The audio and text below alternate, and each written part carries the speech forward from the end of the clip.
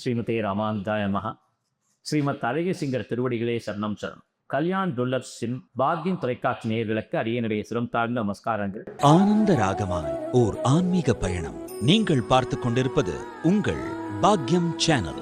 வழங்குவோர் அன்புடன் கல்யாண் ஜுவல்லர்ஸ். இது உங்கள் பாக்யம், எங்கள் பாக்கியம். 108 உபதேசத்திலே திருவாரன் விளை திருக்குழப்பன் காட்சி தரக்கூடிய உபதேசத்தை இன்று நாம் அனுபவிக்கப் போகிறோம்.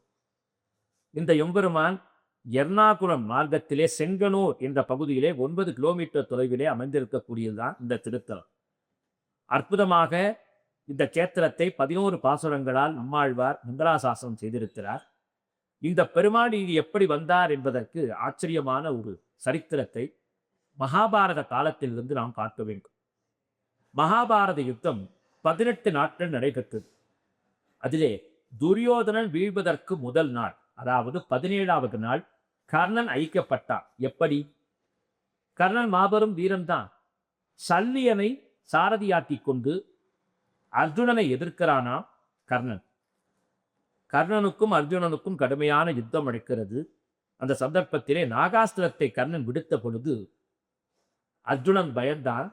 கண்ண பரமாத்மா தன்னுடைய கால் கட்டை பெருவிரலை சற்றே அழுத்தி தேரை ஒரு அடி ஆழத்திற்கு கொண்டு சென்றவுடன் நாகாஸ்திரம் தலைக்கு வந்தது, தலைப்பாகையோடு சென்றது என்ற அடிப்படையிலே அர்ஜுனனுடைய உயிரை எடுக்காமல் அந்த நாகாஸ்திரம் அர்ஜுனனுக்கு ஒரு அற்புதமான கிரீடி என்ற ஒரு பெயர், அந்த கிரீடத்தினால் அந்த கிரீடத்தையும் வெட்டி சென்று விட்டது. ஆகா, என் தாய் தப்பியது என்று சொன்னானாம்.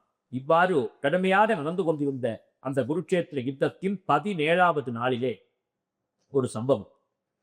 தான் சொன்ன சொல்லை கேட்கவில்லை என்பதால் வேண்டா வெறுப்பாக சல்லியன் தேரை செலுத்துகிறான். அந்த தேர் சென்று கொண்டிருந்த பொழுது ஒரு சகதியிலே சிக்கிக் கொண்டது.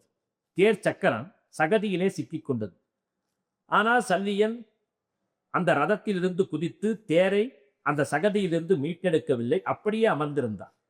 கர்ணன் கேட்டான், சல்லியனே இறங்கி இந்த தேரை மீட்டெடும் என்று. அது என் வேலை இல்லை என்று சொல்லி இறங்கி சென்று விட்டான். கோபம் கொண்ட கர்ணன் தன் கையிலிருந்த வில்லை வைத்துவிட்டு அவனே இறங்கி அந்த தேர் சக்கரத்தை அசைத்து அந்த சகதியிலிருந்து மீட்டெடுக்க முயற்சி செய்கிறான். முடியவில்லை. இதுவரை பொறுமையாக இருந்த கிருஷ்ண பரமாத்மா அர்ஜுனனை அழைத்து, அர்ஜுனா, இதுதான் சரியான தருணம், கர்ணவன் மீது விடு கணையை என்று சொல்கிறார்.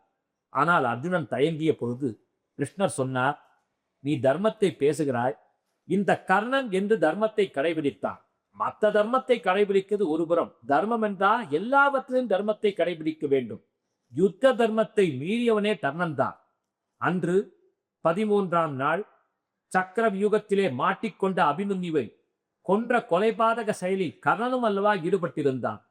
ஒரே ஒரு வாளையாவது கொடு, என்னை காத்துக் கொள்கிறேன் என்று சொன்ன பொழுது கத்தியை கொடுப்பது போலே அவன் அடிவயிற்றிலே சொருகி கொலை செய்த இந்த மா பாதகனையா நீ பாவம் என்று பார்க்கிறாய்? விடு அனுபை என்று சொன்னவுடன் அம்பை தொடுத்தான் அர்ஜுனன். கர்ணன் கையிலே வில்லில்லை. ஆனாலும் பிரம்மாஸ்திர மந்திரத்தை பிரார்த்தனை செய்து பார்த்தார். ஆனால் பரசுராமருடைய சாபத்தால் அந்த பிரம்மாஸ்திர மந்திரம் அவனுக்கு நினைவில் வராமல் போகவே ஒரு அந்தணரும் அவனுக்கு சாபம் கொடுத்தபடியினாலே கர்ணன் செய்வதறியாது திகைத்த பொழுது அர்ஜுனன் ஏறிய பாணம் கர்ணனின் தலையில் துண்டித்து. இந்த நிகழ்வு மகாபாரதத்திலே 17வது நாள் யுத்தத்திலே நடந்தது. உடனடியாக என்னதான் கிருஷ்ணன் சொல்லி இந்த ஒரு நிகழ்வை நாம் நடத்தியிருந்தாலும் பாவம் பாவம் தானே.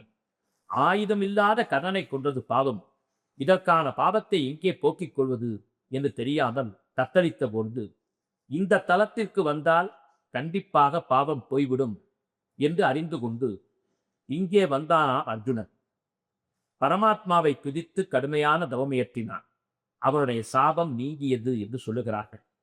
முக்கியமாக இந்த திருத்தலத்திலே பம்பா நதி இந்த கோவிலின் வாசலை தொட்டு செல்வதாக சொல்லுவார்கள்.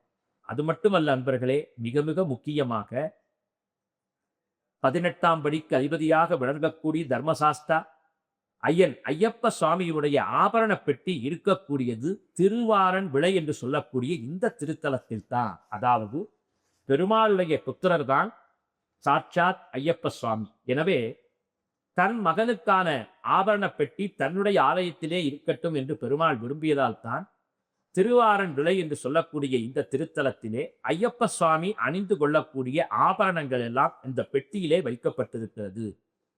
மிகச் சிறப்பாக பந்தளம் நோக்கி புறப்படும் சமயத்திலே சபரிமலை நோக்கி செல்லும் பொழுது இங்கிருந்துதான் அந்த ஆபரண பெட்டி புறப்பாடாகிறது. அந்த ஆபரண பெட்டி புறப்படக்கூடிய சமயத்திலே மகர ஜோதி நன்னாளிலே கர்வன் புறப்பட்டு அந்த சபரிமலை செல்லும் வரை புறப்பட்டு பின்னாலேயே வருமாம். அப்படிப்பட்ட ஒரு அற்புதமான திருத்தலத்தை தான் நாம் இன்று சேவித்துக் கொண்டிருக்கிறோம். இந்த திருத்தலத்திற்கு வருபவர்களுக்கு குழந்தை பாக்கியம் கிடைக்கும்.